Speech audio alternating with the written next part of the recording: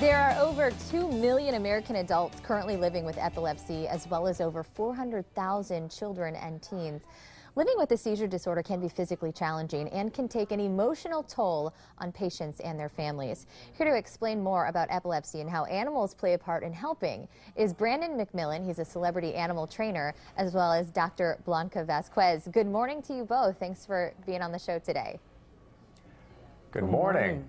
Dr. Vasquez, I'll start with you. Maybe if you could just explain some quality of life issues that affect people living with epilepsy.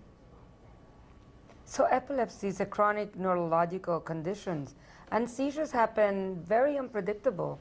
And seizures can happen in the house, or it can happen in the park, it can happen at work, in the mall, anywhere. So the challenges with living with epilepsy, it can include fear of when is it going to happen, or would I have an accident if it happens.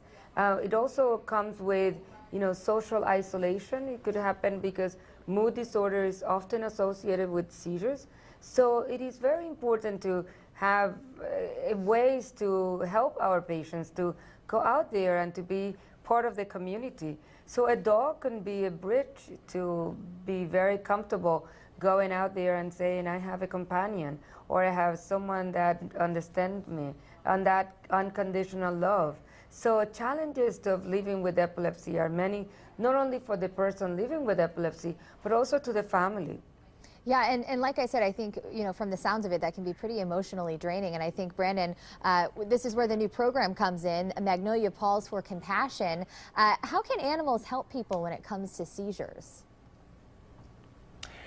Well, dogs could potentially alert to a seizure as it's happening or before it's happening. But as Dr. Vasquez was just saying, it goes much further than that. Dogs, they can possibly lower anxiety, they can ease depression, they provide huge emotional support. And people often forget the social bridge these dogs can provide.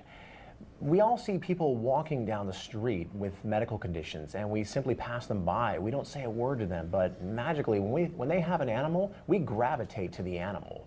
We walk up to their dog and say, what a beautiful dog, what's its name? Oh, by the way, what's your name? The social bridge is very underestimated in this field.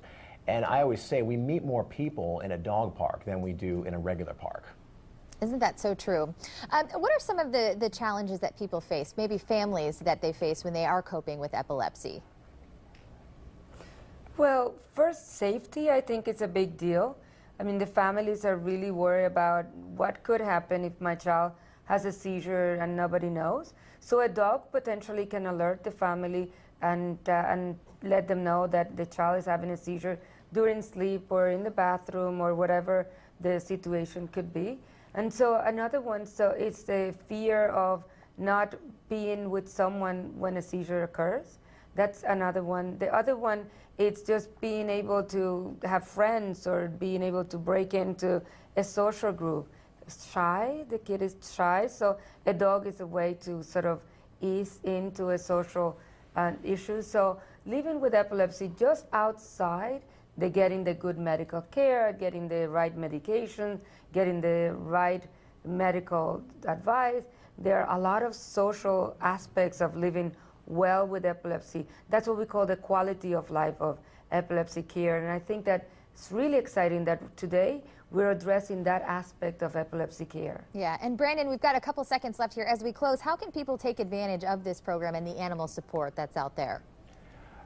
The best place to go is the website, magnoliapawsforcompassion.com. They'll answer any and all of your questions. And what I love about the website is there are testimonials of people who have benefited from these seizure assistance dogs on there.